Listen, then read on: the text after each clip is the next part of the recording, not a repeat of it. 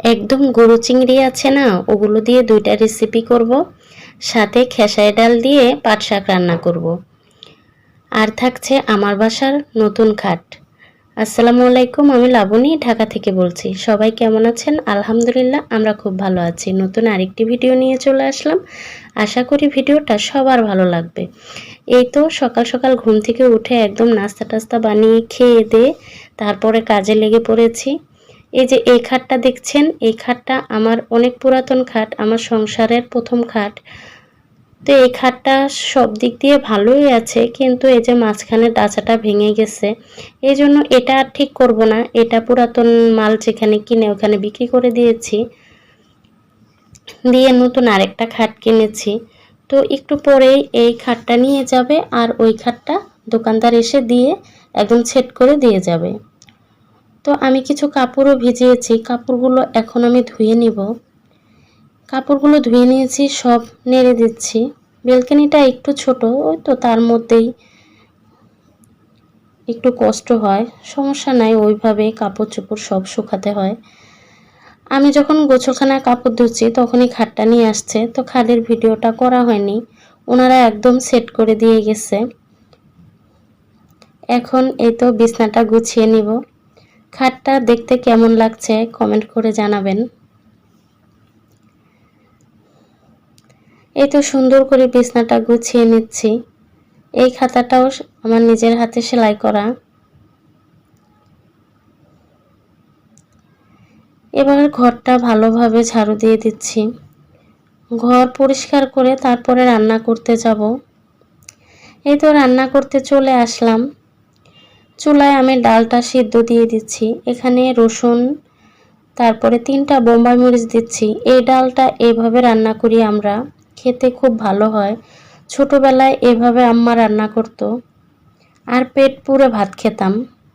তো আজকে আম্মাকেই বললাম যে আম্মা পাট শাক দিয়ে ডাল খাবো। তো পাট শাকটা কিনতে গেছে, তখনই চিংড়ি মাছটা পেয়ে এলো,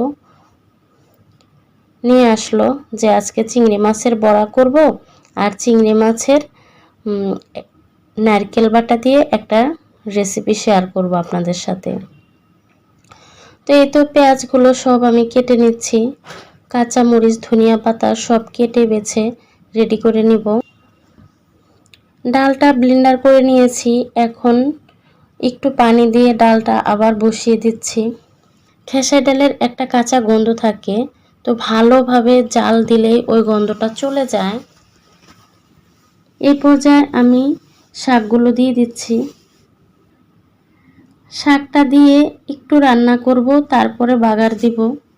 এইদিকে আমার গ্যাসের সিলিন্ডারটাও শেষ হয়ে গেছে, তারপরে আমি এই তো রাইস কুকারে শাকটা বাগার দিয়ে দিয়েছি।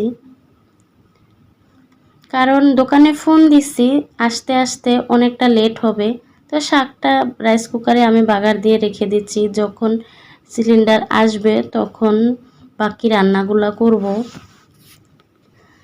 গরু চিংড়িগুলো আমি ব্লেন্ডার করে নিয়েছি, এখন এখানে এক এক করে সব মশলা দিব।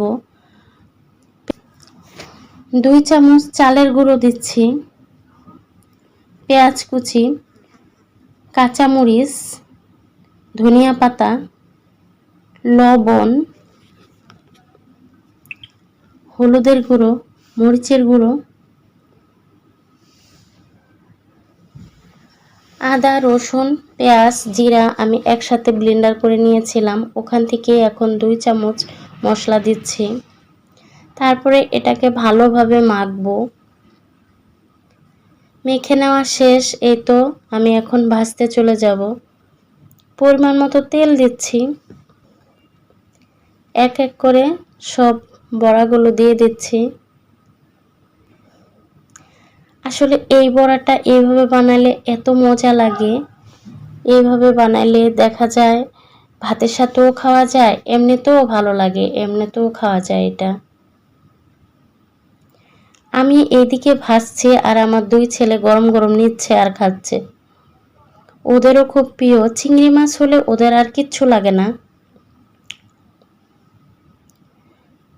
এই তো এখন আমি চিংড়ি মাছের বড়াটা রান্না করব।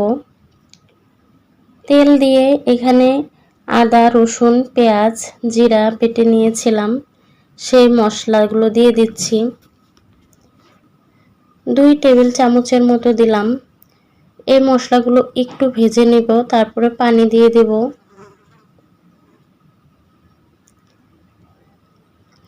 এখানে এখন লবণ, হলুদ, মরিচ দিয়ে ভালোভাবে মশলাটা কষাবো। মশলাটা যখন এরকম ভাজা ভাজা হবে তখন নারকেল বাটাটা দিচ্ছি। নারকেল বাটাটাকেও ভালোভাবে মশলার সাথে কষিয়ে নিব। কাঁচা একটা গন্ধ থাকে, গন্ধটা যতক্ষণে না যাবে ততক্ষণই কষাবো। এই তো এখন পরিমাণ মতো তরকারির ঝোলটা দিয়ে দিচ্ছি। ঢেকে কিছুক্ষণ রান্না করে নিব। পানিটা যখন টকবক করে বলক চলে আসবে তখন এখানে আমি চিংড়ি মাছের সেই বড়াগুলো এক এক করে দিব। এটাকে আমরা এভাবে কাঁচাই রান্না করি, এটা খেতে অন্যরকম স্বাদ। আপনারা চাইলে ভেজেও এটাকে এভাবে রান্না করতে পারেন। আমি কাঁচা দিচ্ছি, আপনারা ভেজে দিতে পারেন। আবার ঢাকা দিয়ে কিছুক্ষণ রান্না করে নিব। কাঁচামরিচ, ধনিয়া পাতা কুচি দিয়ে নামিয়ে নিব। এই তো যে থালাবাটিগুলো ময়লা হয়েছে সব ধুয়ে নিচ্ছি।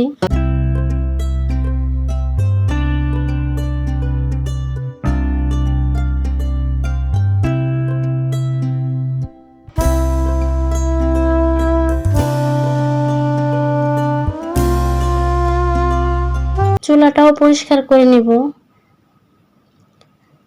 আমি আবার গরম চুলায় বেশি পরিষ্কার করি। রান্নার পরে আমি চুলাগুলো পরিষ্কার করে ফেলি।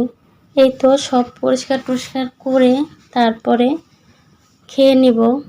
আজকে খাবারটা খেতে অনেকটাই দেরি হয়েছে, এখন বাজে 3:30। সিলিন্ডারটা শেষ হওয়ার কারণে এতটা লেট হয়েছে। তো আজকের ভিডিওটা এই পর্যন্তই। আমার ব্লগটি যদি আপনাদের ভালো লাগে প্লিজ আমার চ্যানেলটা সাবস্ক্রাইব করে দিবেন। ফেসবুক পেজ থেকে দেখলে ফলো করে দিবেন। এতক্ষণ ধৈর্য ধরে আমার ভিডিওটা দেখার জন্য ধন্যবাদ সবাইকে। আসসালামু আলাইকুম, আল্লাহ হাফেজ।